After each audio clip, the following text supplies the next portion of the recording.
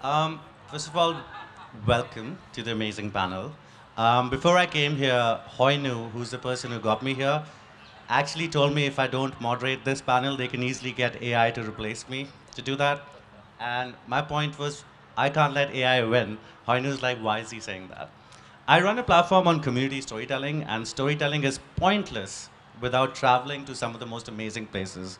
Just to structure today's panel, I want to structure the panel between the learnings we can get from Northeast and Kerala. Northeast was some of the most amazing hillsides. I had the pleasure to be there at the beginning of this year. Some of the most amazing landscapes you can see, some of the most amazing indigenous communities and learnings that it can actually offer to the world from there. In Kerala, I think we all know it's already known as God's own country. But the amount of impact the tourism campaigns and the tourism, sustainable tourism that Kerala has had has been amazing. And for this panel, obviously we're going to talk about economy, we're going to talk about culture, we're going to talk about heritage. But the most important thing to start the panel with is, Mr. Alfonso, I would like to ask you the first question. What would be some of the best, just to kickstart us, right? What would be some of the best heritage preservation strategies that you would have in mind when it comes to Northeastern Kerala, especially keeping communities first? When we talk about indigenous communities, when we talk about different things to promote heritage tourism.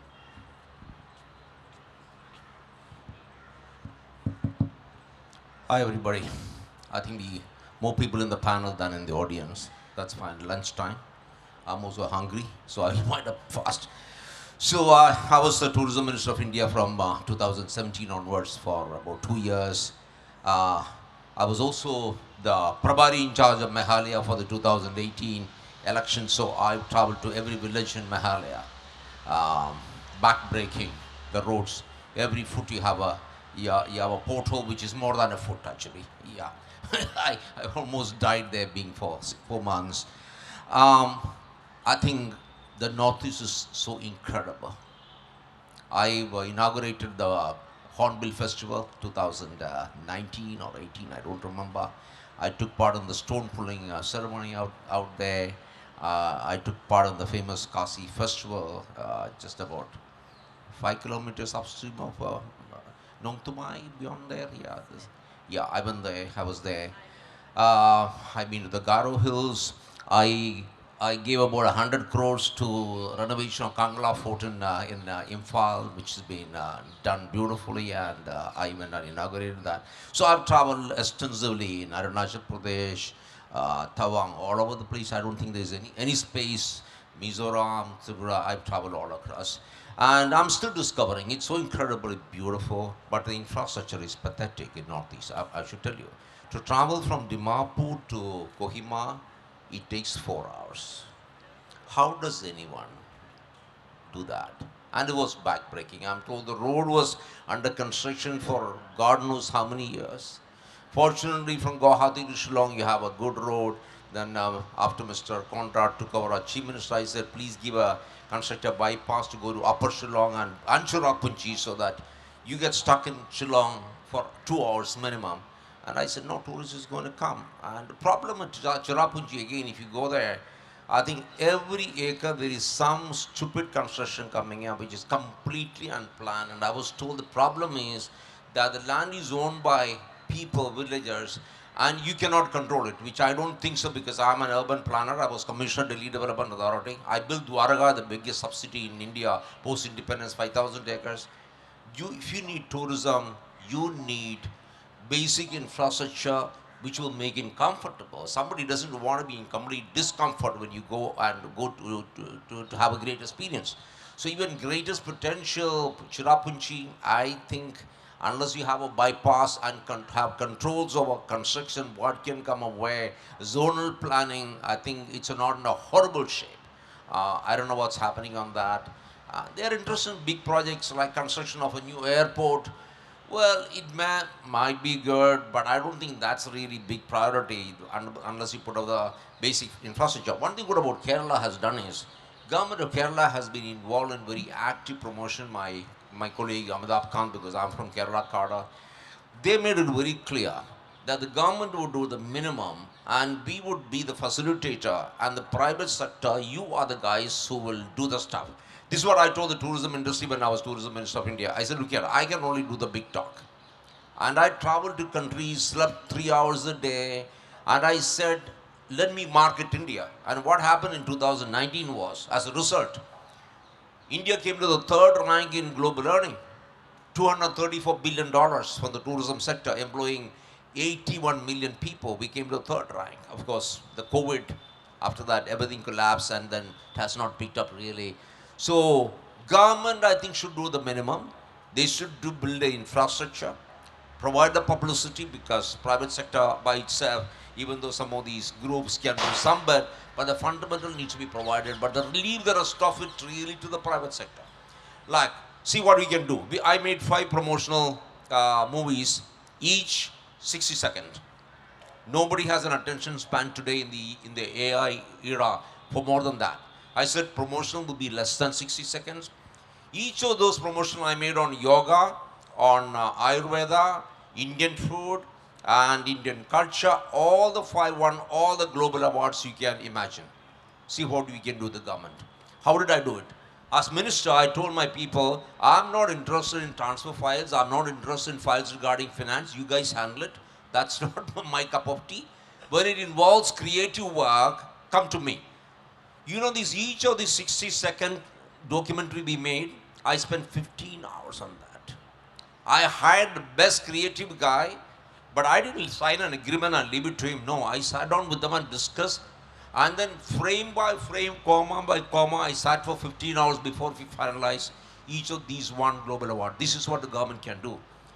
We need to do much more. We have beautiful airports. Like I was in T2 in Bangalore. Oh my God, it's better than any 5-star hotel anywhere in the world. I mean, how could we? Delhi Airport, Mumbai, Hyderabad. I mean, look at Heathrow, look at John F. Kennedy. They are pathetic. Pathetic. And look at our immigration. You can get out exactly in 3 minutes in India. While in Heathrow, me and my wife stood in that sun for 2.5 hours just to get in. Oh my God. And they say they think they are the greatest. My wife, who is a daughter-in-law, who is a white American, when they were here in India, they said they have time for one monument, one place to visit. Which place shall we go? I said, Ellora. My God, cave number 16. I think it's the greatest creation in the history of human being. Cave number 16. Your Shiva. My grandson's name is Shiva. I mean, the white American Catholic we are, grandson's name is Shiva. Ellora is the greatest thing, not the pyramid, not anything else that's been created. I took them there. They said, oh my God, this is India. I said, no. I said, there are 62 caves or 75 or something like that. I'm just showing you one because we don't have time. But look at Ellora. There is not even a coffee shop at Ellora. Not even a coffee shop. There is a greenwood there. You go to the toilet, you will puke before you come out, have food. Why can't the government build basic infrastructure, acquire land, parcel them off to people and say you need to put up stuff and you need to keep your toilets clean? I went to an ITC hotel in some place. ITC hotel in Delhi. I don't want to mention the brand. I went to the toilet. I called the manager. I said, this is worse than an MCD toilet. So that sense of cleanliness, oh my God, you got to have basics, fundamentals. This is something which Kerala, I think, hopefully is getting it right. You need to, like Kerala has focused on one thing very simple, unlike Goa. We said we need tourists who will bring in money, who will enrich our culture, not like Goa backpackers who bring in nothing, not money. They wreck the place. I'm not elitist, no, not at all. I mean, if you look at my history, I've always been a very pro-citizen administrator. But when you bring in people, I think we just got to be clear, why are they here? Are they going to be ambassadors for Indian culture, number one? And I'm interested in the money part. I mean, tourism should bring in money. It should create employment, isn't it?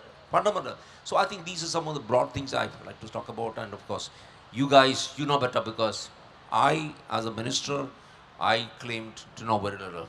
I said it's a private sector. Even today, you go ask the the tourism sector, they will say, Alphons was a great minister, because I listened to them. I said, you are the guys who are my ambassadors, you are the doers, I'm only the talker, okay? But I wish I was in the earlier panel. I was just telling Rini, you forgot I'm an author, I'm a writer. Yes. Mine was, I was the youngest autobiographer for Penguin at 42. And that's selling Kerala, it's on the 15th edition. So I should have been in the earlier, so why am I here? Yeah. Thank you so much for inviting me, and great to have you guys here. Thank you, sir. I think you made a very important point on infrastructure being provided to enable better tourism and how tourists can experience India. Mr. Sudhinratha, if I can move to you, taking from that cue, right, and how can cultural sites really be created as immersive experiences that promote local traditions while ensuring their sustainability amidst tourism pressures? And because you have that, you come from a background of history, you come from a background of researching cultural communities, how would you share that? Thank you for bringing me here. So, with regard to cultural tourism, so I will be speaking more about Kerala. So, when we speak about the taking cultural tourist sites to a wider circulation, for instance, the serpentine worship in Kerala, which is one of the very rare devotional practice that we don't usually see elsewhere. So when it comes to the serpent groves, so there are people who are interested to know more about that. There are people who visits even within Kerala and outside Kerala. So what happens is the influx of the pilgrims actually cause a lot of problem to the grove, the sacred grove. So there will be a lot of additions, even while bringing in infrastructure. You need to construct guest houses. So in a very famous serpentine grove in Alleppey district of Kerala, you have a guest house being constructed, cutting massive trees and encroaching upon a pond. So these things happen when it comes to the influx of tourists. So the thing is, when you brand these places, especially the cultural, the vulnerable, the biodiversity hotspots like serpentine groves, the basic thing is we must bring in the emotions of the people, the local people, the stakeholders, and rather than bringing in more profiteering mechanisms, we should also take care of the natural, the biodiversity part, and then only we can ensure the sustainable future of that tourist location. So we need to have a very local tactics to promote tourism in such situations. And another issue is the less coordination between various departments and ministries can cause issues to tourist sites. So recently I had an opportunity to visit a much unknown temple. It's a Todikalam temple in Kannur district of northern Kerala, which was very much related to the revolt of Parashiraja against the East India Company. So I went there, and I could see a massive building constructed by the tourism department, Kerala State Tourism Department, in front of the temple with lift and all facilities. But when we get inside the temple, the whole temple is in a dilapidated condition. Even the Garbhagriha is dilapidated. Then you have bird droppings accumulated for almost 3 years at least over the temple. And there are mural paintings around this temple, which was probably from 17th century. A lot of murals from that depicts a lot about the social life of medieval Kerala. But nothing is being preserved. So we asked why there is such a beautiful building just outside with paved, this ground is paved with all the tiles and all those costly things, and even a lift in the office. So why the temple is like this? Then they are saying the temple is under the protection of archaeology department. I said, is it under the protection of archaeology department? So they said, yeah, and that is tourism. Then why are you not using this office? And they said, archaeology department sued us. They told that the temple is under our protection and you have constructed something unwanted here. So we will not allow you to use this building. So such protracted issues can cause serious damage to such sites, such cultural sites. So here it is very important that you bring in the local believers or the stakeholders into the fold, and they can suggest something much better. And I had written a letter also soon after returning to Trivandrum to the minister who represents the same district, who is ruling the archaeology portfolio. So, but there is no response so far. So let's see. Thank you. Will you expect your minister to respond? Yeah, with CC to the secretary and all those people. Well, thank you for that insight. I mean, so we've understood the idea of infrastructure provisions, government policies. Now, as Minhazz, as someone who crafts amazing itineraries, and I always feel like itineraries are the first thing that anyone's exploring a place, right? They understand how. Sorry, they understand how a cultural site, a heritage site would be, and how they would engage with it. When you craft itineraries, is there something that you do which keeps the local communities, as Mr. Sudhinratha mentioned, and at the same time, people need to have fun while visiting? Yeah, so basically, when it comes to crafting itineraries, I think I would first before saying anything, I think, first of all, I think I have to thank Alekh Foundation, because when I was invited to be part of this panel, I was like, look at how interesting it is that we have one example of a very successfully run tourism campaign in Kerala. Everyone knows about God's own country. But I come from the Northeast, I'm an Assamese. But who knows about anything beyond Guwahati, for instance, or even that Guwahati has a good airport? People still don't have that idea. And as a global representative of two very major global institutions, the Smithsonian Institute and Nat Geo, I have served as their expert in India too, I can't bring the Northeast in. Not just because of infrastructure, which is a huge problem, because privately I have arranged tours, and as Sir rightly said, I took people to the Alphons rightly said, I took people to the Hon'ble festival, and we spent 4 hours going from Dimapur to Kohima, and I was like, they were like, what is so great about it? There were people from Australia, there were people from England who came. And I said, wait till you see what is at the Hon'ble festival. And because the Hon'ble festival was so good, they forgot the pain of the driving. But in many cases, they don't. And when you talk about cultural, bringing in the community and the cultural preservation, I think it is very important to find a balance between the economy that we are trying to create through tourism, between what the local people want, because as you rightly said, sir, that it is also sacred spaces. The sacred groves of India in any case disappearing. And I am also a museum curator who has done some of the largest exhibitions of India across the world, like 1 year long exhibitions on India. I understand about cultural preservation because in not just AI but technology, the cell phone is changing things. It is changing the way rituals are done. For example, if we take Madhubani for instance, where they used to actually paint walls for the weddings, now they don't. They have flex boards which they put up for every wedding. So when it comes to the Northeast, being the most culturally diverse part of the planet, not just India, we have so much to discover. Next year, there's a tour of Americans, not the Smithsonian, because they will not commit to the Northeast because there's no infrastructure, there's no 5-star hotels, there are no good roads. But private tours are coming, for example, to see the gibbons near Jorhat. And we are designing itineraries that, okay, if you're coming to see the gibbons, please come to Majuli. Come to Majuli, come to the... I'll give you an example of the Majuli ferry. As a representative of international travel companies, we have to take safety concerns in all the times.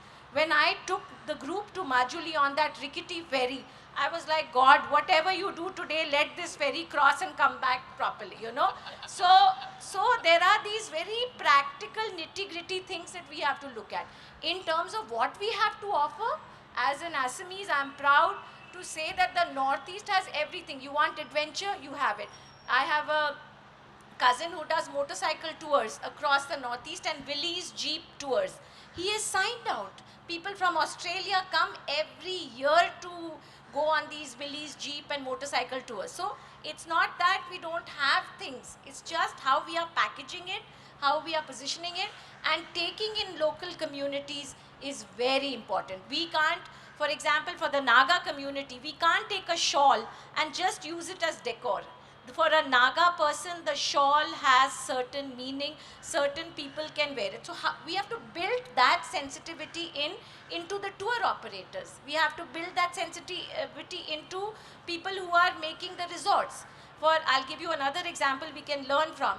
Orissa, there is a German Odia couple who have built this beautiful resort in the tribal areas of deep in the interiors, where they have used beautiful ikat textiles to line all the ceilings. At one instant, they have created a market for the textile. They have made their hotel so different. So in the Northeast, we need to learn from all of that also. So balance is important, is what I feel. And I think over the past few years, I can definitely say that, and because I've seen it from my own eyes as well, there's a lot more involvement of local communities and indigenous groups who are adopting sustainable tourism practices, homestays, different things which can actually bring tourists and make them feel like home. And it's been amazing to see how young people are leading that.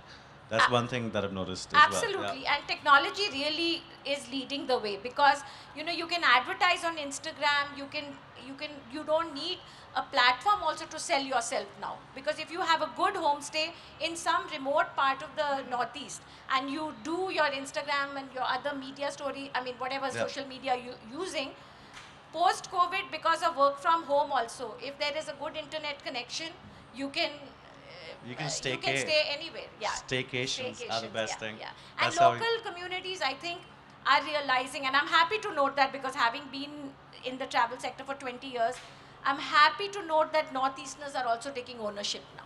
That is a very good huge part. shift. Yeah. Satheesh, just before we come to the big collaborative solution, right? There are a lot of innovative strategies that you've connected with, especially because you work with art craft communities and stuff. And it's definitely one of the most unique factors that India has to offer to the world, and it's also a revenue driving factor and also a community engagement factor.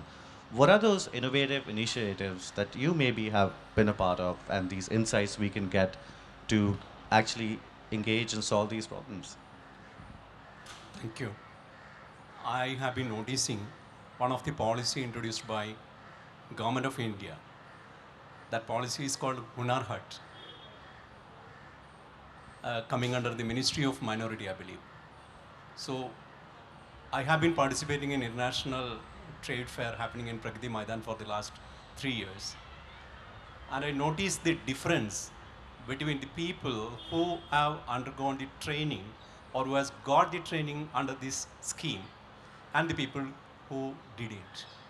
So where the art and craft are concerned, it is an unorganized sector. So there is a possibility of exploitation by the marketing mechanism and the middleman in the art and craft. So when the people engaged in the craft and art sector is getting training in the marketing side, the negotiation skill and all, they can improve themselves. So that is very important. And while looking to the portfolio of this, in the central perspective, it is coming under the Ministry of Textiles, and under that there is the Development Commissioners, handlooms, handicrafts and all. But when we are looking to my state, Kerala, it is coming under the Ministry of Industry. So where the art and craft will not be anywhere, because major market players are there. So this is to be some kind of restructuring is required, which is a very fragile sector, which is representing our culture and heritage. So that needs a lot of concentration, and that needs a lot of trainings. This should be our focal point. And also, with all respect to the tagline, God's own country, I will call Kalari's own country or Ayurveda's own country, where that is the cultural tourism, we can say, or it is a tourism heritage. We know that the Kalari is practiced from the Dhanurveda era, I believe. So still in Kerala, there are many schools, many scholars who are giving training of Kalari in its original, authentic format. So these kind of people to be recognized, and we want to give some kind of organizational support to them. I know that my campus, which is representing Kerala Arts and Craft Village, there is a Kalari Academy. And the trainer or the director of that academy is Padma Shri Meenakshi Amma. She is still performing Kalari in her age of 85. So we want to give importance to these kind of performing arts, because it has got its own importance, because Kalari is connected with the body and mind of the people, which is boosting the confidence of the people and the body flexibility. So we should focus on these kind of things. Then I believe the art and craft will be, the importance of it and the contribution of the revenue will increase. And also, second thing which I observed is that a craft is a choice to people. So when we are converting that craft into some kind of utility, so it will make a sense. Because that the choice will be converted into demand. What we are doing, we are deploying the service of a design engineer, where he is giving some a kind of utility to craft products. So that will increase the demand, that will generate the revenue or increase the volume of revenue. So these areas we want to focus, in my opinion. And there are a lot of learnings that the Northeast can get from this, that different areas can get from this as well. So this next section is super interesting, and I've created a magic switch, right? And if you get a magic switch and you press that switch on, it takes your vision for the next 10 years as to how it can create a solution, and everyone gets a magic switch, right? So starting with you, we've heard like different problems, different issues, different structures that are coming in, and you've been the Tourism Minister of India before, and if you got that magic switch to say that I'm going to create the most flawless, smooth, future-forward tourist strategy that keeps heritage, culture, tourism, economic development in mind, and collaboration from different ministries like we heard, what would that be, and what would your vision be of that? Can I be very frank about it? Yes, sir. I'm somebody who's always spoken my mind, you know that. I lost my job in the IAS many times. And since Atul is here, maybe also my cabinet post. I don't care. I'm very happy to be here. I think fundamentally it's now not in our DNA to be clean. I'm sorry I'm making the statement. I took my wife to the Kali temple in Calcutta. I said, you must see it, because I took her there. We had to wade through knee-deep slush to get to the temple. She wouldn't. I forced her. I said, it's very famous. She says, don't ever bring me to such places. Why can't we be clean? You tell me, why can't we be clean, neat? It has to be in our DNA. I agree we got to be local. I agree we need to protect our places. I don't see nothing wrong in having a beautiful 5-star guest house out there which can cater to people, 3-star, all categories. Why shouldn't? I took my entire IAS batch of 79 to a place in Wayanad, Sultan Batheri. We spent a whole week there. They said this is the greatest experience they have ever had. And mind you, the hotel is Sapta, it's a cooperative hotel, not even anybody belonging to any group. They say it's the best 5-star hotel they have ever been to, the best food they ever had, the best service they ever had, very local, belonging to a local cooperative, run by a Marxist leader. I mean, I don't care for ideology. Yeah, I don't. As long as it produces, as long as a cat catches the mouse, for me it's perfectly fine. Incredible.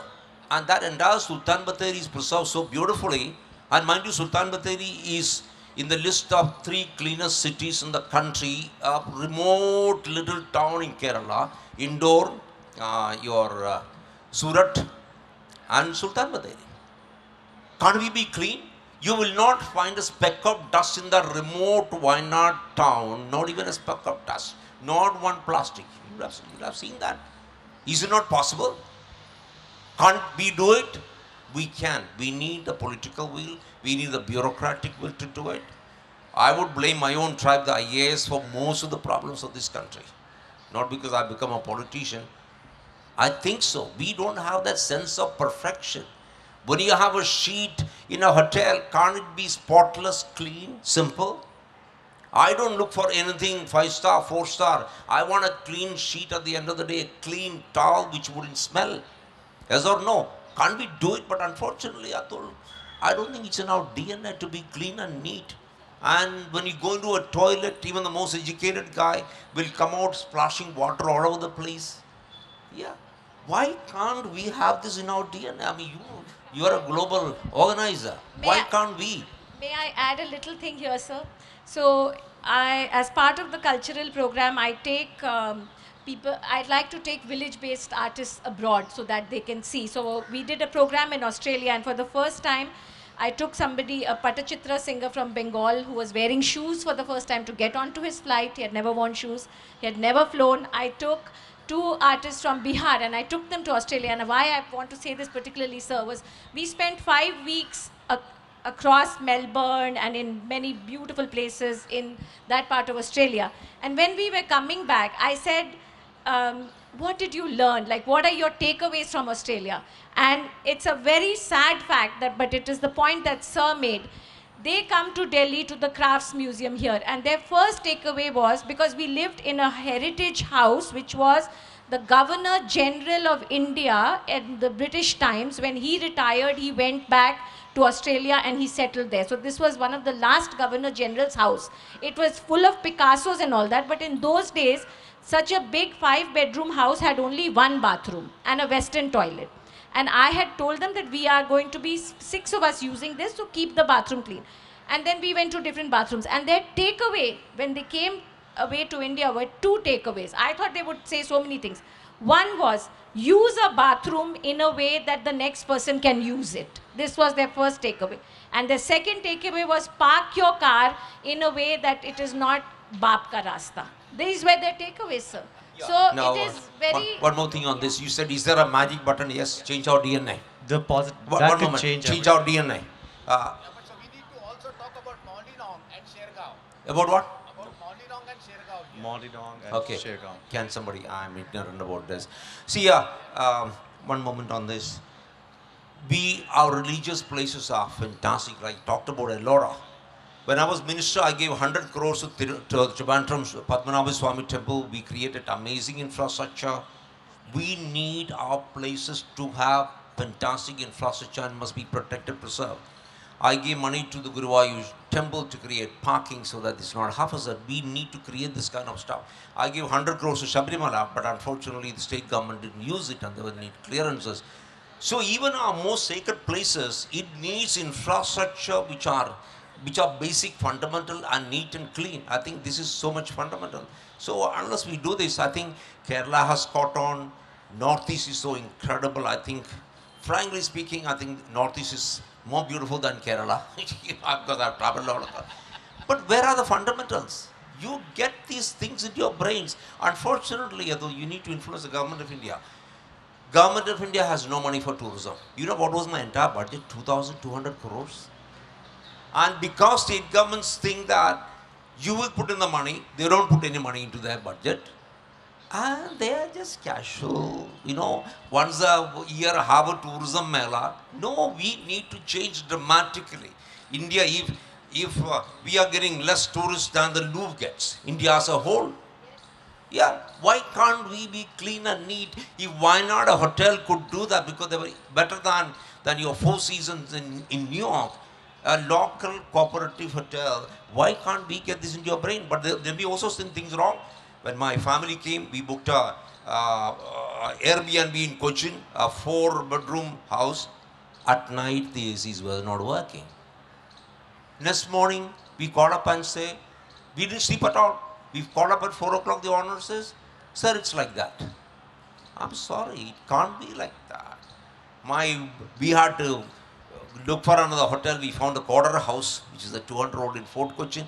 I mean, such incredible places like Fort Cochin. And there he is, having a fantastic infrastructure. He doesn't care if his air conditioning is working.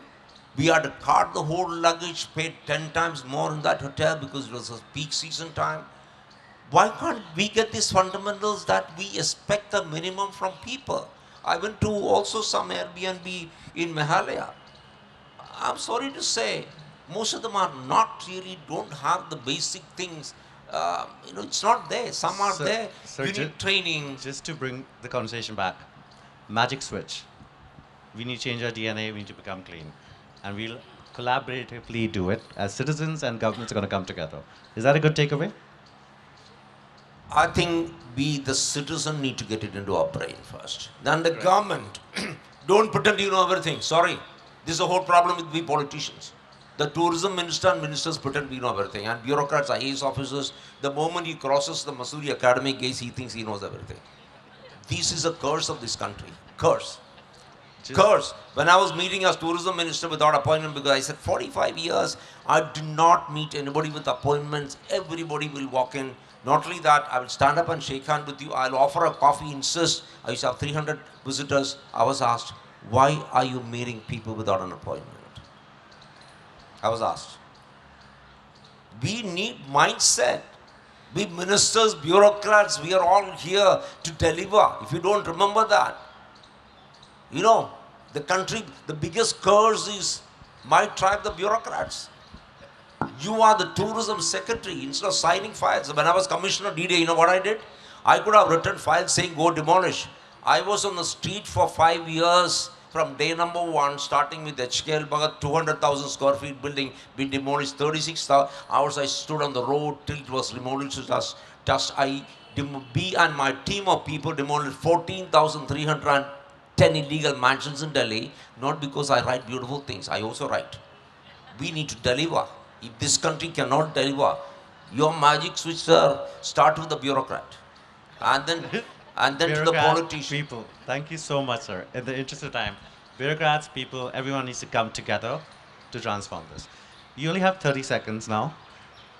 Magic switch to you. How can we add more history to our cultural and heritage tourism from a storytelling perspective, which tells the world what we're all about? See, most of the time what happens is even the people who stays nearby a very important cultural spot, they don't realize the potential, the real value of what lies near them. So if I get a magic switch as a researcher, what I can do is to have the proper boards that speak to them in the language they understand. Love it. Localization. Yeah, so like there might be some stories, folk stories, that they would have heard from their grandmothers about this place. So starting from that story will bring their attention to the rest, and there you can add all these facts. And that facts are very important, particularly at this age, because these things are getting manipulated, distorted. So recently, and I must personally thank you, sir, because I attended Swadeshi Darshan program in Eastport, Trivandrum. So that temple is having so much relevance to my family as well. So my grandmother, they used to take the eastern entrance of Padmanabha Swami temple, where you have the big Gopura. So she stopped going through that way from at least 1995. We had to take the south entrance. So I thought there was some sort of ritual that necessitates going from South Nada. But the reason is that all these tourist buses come there, they park in front of the Valiya Kottaram complex, the Great Palace complex, and all these people urinate right in front of the road. So it was very difficult to walk into the temple. Even if we take bath, we need to like step over all these urine and shit to get inside the temple. So that's why it was really, really difficult. But now if you come to Trivandrum, it's very beautiful. It's very, very beautiful. So I especially thank on that my grandmother's behalf as well. Yeah. So that is the magic switch. And distortion, I told it is very important. Like last point, with regard to Padmanabha Swami temple, you have a pillar, a post. And recently in social media there were messages that this pillar Tipu Sultan told that he will tie his horse on this pillar and he will convert the Maharaja. See, Tipu Sultan's general told that he is going to convert the Maharaja, but he never spoke about this pillar. So now this pillar is being used to propagate a sort of animosity between two communities. So, but if there is a correct depiction of what exactly are these things, that will erase a lot of problems socially, politically, and communally. Thank you. I need to interrupt this. Atul, you must hear this story. After giving 100 crores to Padmanabha Swami temple, Prime Minister came to there, inaugurated that. I gave so much money to Guruvayur. I'm so distressed. There is a board outside saying only Hindus are permitted. So Prime Minister told me, Alphons, why aren't you coming in? I said, no, sir, see the board. In an enlightened state like Kerala, I pioneered the literacy movement when I was the district collector. We made Kottayam the first 100% literate town. For me, it's very distressing. Why? I mean, why are we doing this? Aren't we all Indian? I don't understand. I'm a Christian, but I am as much Indian as anybody else. We are 2000 years old Christianity. Why is there a board there? Talk to somebody, please. Sorry, sir, we have 2 magic switches left, and then we won't be able to change this. Okay, your magic switch. Basically, I'm gonna give you a frame. yeah. It's only around innovation towards tourism. Only innovation towards tourism. Yeah. Okay. 10 The years thing down is the line. that basically people talk about the fundamental rights, but they forget the responsibility which is also mentioned. So creating the awareness, that is very important. Say for example, the digital India. Nowadays, how many people are benefited because of that move? So same way, we have to have a awareness. Creation of awareness is the biggest task or the challenge which we have to take up. More awareness. Love it. Minhazz, last, how can we turn global storytellers? We've already seen this change happening around Ayurveda, around yoga, around heritage sites. We heard Elora. How can we really increase it? And how can we turn them into the most optimistic storytellers? So I think we already have the stories. It's basically about improving access, you know. And one of the things, if I had a magic switch, at least for the Northeast where I come from, I wouldn't club the Northeast also altogether. Because each of the Northeastern states is different. Each one, if today I have tourists who from America who are planning the trip for 2026, mind you, not even 2025. 2026 March, I am booked to take them to the Northeast. You know, so the thing is, 2 things. One, that we have to have better access, and second, I think by just if they've already heard of the gibbons and they're coming for it, I'm sorry I'm going on about the gibbons, but the point is that it's a thing. Why are they not aware of something that is there in Sikkim which they could club? Why is there? So I would say that by telling more stories, by involving more local people, by giving them a stake holding in it, that in many ways you can be, for example, in Meghalaya, when I did the tour, we didn't choose any cafe. We went to the UNI Art Cafe, which is run by a man who lived, and I made the thing of finding him.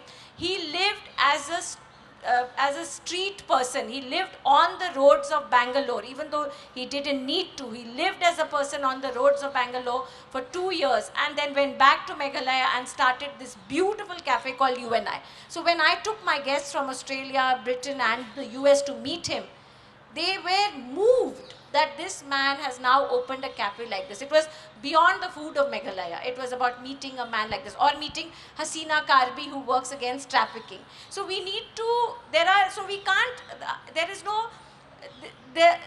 equivalence of thing is not the same. So firstly, the magic button that I would press is to differentiate between the 8 sister and brother states, and to turn every person who comes into an ambassador for our travel industry, whether it is Kerala, where we can learn some things, or things.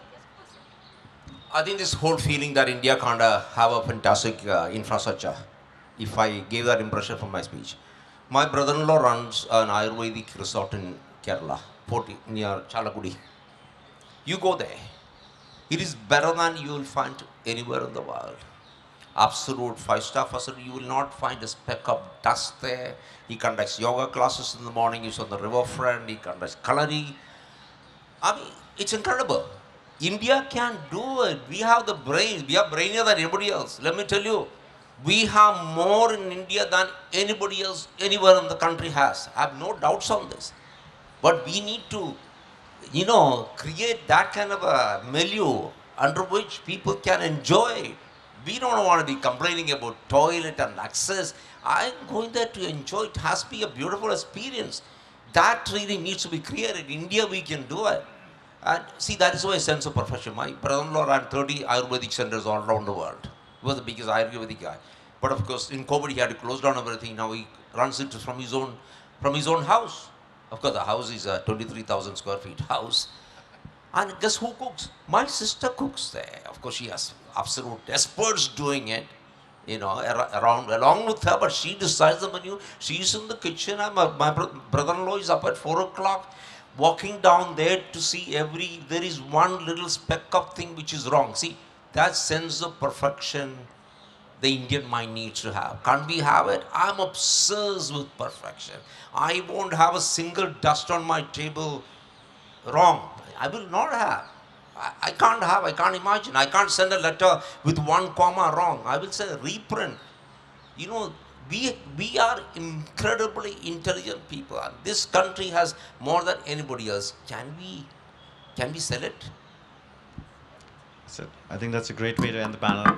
One of the most amazing takeaways is behavior change, people coming together, the government, the people, all of us coming together to make sure that we can create a community-first, economically diverse infrastructure to promote heritage tourism. And honestly, we already are the best, right? And there's no stopping, especially if we learn from Kerala and Northeast regions. One of my two favorite regions. Yeah, thank you everyone. I'll just make a Yeah. mention because I referred to two names. Yeah. Okay, so Jamjama village in Nagaland. I'll just request the stakeholders and the expert panel members, just look at the three experiments that we are currently seeing in the Northeast. One is the first sustainable village of Nagaland, Jakhama village. Second is the Asia's cleanest village, Maulirong in Meghalaya. And third is the Shergaon experiment in Arunachal Pradesh. I think we need to create such role models and we need to replicate this, and that's the way to go. I've been to one of them. Yeah. I'm going to all three of them this year, sir, and working with communities. It's the most, very excited about it. Thank you so much. Thank you very much, Tamseel. Any questions? Yeah, we have time for one or two questions. Renu, just for everyone, has spent about 9 months in the Northeast, living, working with communities, is an amazing storyteller. Stems from Bihar, but has lived in Northeast for almost a year. Hi, hello everyone. So, my name is Renu and I'm from Jharkhand. So, I have a question. Tourism in the Northeast and Kerala relies heavily on the rich biodiversity of these regions. However, climate change is having a significant impact on biodiversity, which in turn affects tourism. So, don't you think that when we discuss about tourism, we should address climate change as well? Because for example, like how ma'am said about the Majuli. Majuli is a popular tourism destination in Assam, but it is shrinking due to climate change. So what do you all think about that? Who would like to? I think, see, there are things which we decide not to see. Like somebody in the US says, climate change is a hoax. You know whom I'm talking about. If you're going to be blind to things, I think there's an Oxford study which said the human species is going to be extinct in 100 years. So I asked in the parliament, the environment minister, I said, will you expedite the process? Okay, I know it's a tricky question meant to go, He said, yes. The point is, we are dying. Man is the most wicked creature ever on the face of the earth. We have destroyed nature. There is no other creature which kills for fun, isn't it? No creature. Therefore, as long as the human species is on the face of the earth, we are not going to learn. We never learn. I mean, I'm sure you read Harari, what we did over the next past 10,000 years and what we going to do. And the discussion on AI, the human species is extinct today because we are completely dependent on this stupid stuff for the truth. I'm sorry, all these writers in the thing. Human species is already finished. What is the truth today is what comes to you on WhatsApp. How many of us care to read or discuss with a friend, have a dialogue? No, WhatsApp said it. Google said it. Sorry. Sorry, I'm not optimistic about the human species because we are wicked. It's in our DNA. We will not learn. We will destroy. The human species will get extinct just like any other species. And then it's great for the planet. The planet shall thrive. Just from a tourism perspective, do you have a solution? We can't really tell you. Okay. Yeah. Yeah, sure. So with regard to the climate change and tourism. Hello. So climate change and tourism, I just want to demonstrate an example of the famous snake boat race in Kerala, which usually happens during the Onam festival. So take 3 years, 2018, 2019 and 2020. So these 3 years, the snake boat race in Kerala was affected by climate change. 2018, it was flood and they had to suspend the boat race. 2020, you know what happened? There was a drought. There was no water in River Pampa. And they had to take special permission to release the water from the dam to have a nominal snake boat race. So it recurs. So it is getting unpredictable. So we need to find more ways to tackle that. And at the same time, the traditional knowledge is also another great, very important thing that we should take cues from history, from our past. And for instance, the tsunami and Andaman Nicobar is very famous. While the entire scientific establishment was wiped off, the so-called uncivilized indigenous community, they saved themselves because of the simple fact that they should go somewhere else when the sea level rises above a rock. So that is their traditional knowledge. So they followed that and they got themselves safe. Thank you so much. In the interest of time, I would close the panel, but really, I think sustainable tourism and community-owned tourism, I reduction of think consumption. there are many more questions from the audience. Maybe you should contact the panelists For sure. off so Thank that you we so can much start. to Thank you everyone very for much, listening. Yeah. Tamseel. What I think we need to start a campaign on the magic switch. It's a brilliant idea. The magic It's high switch. time we start marketing our tourism. Optimism. Yeah, now it's time for felicitations and photo. I invite Atul Kulkarni and the founder of AalekhArts Foundation.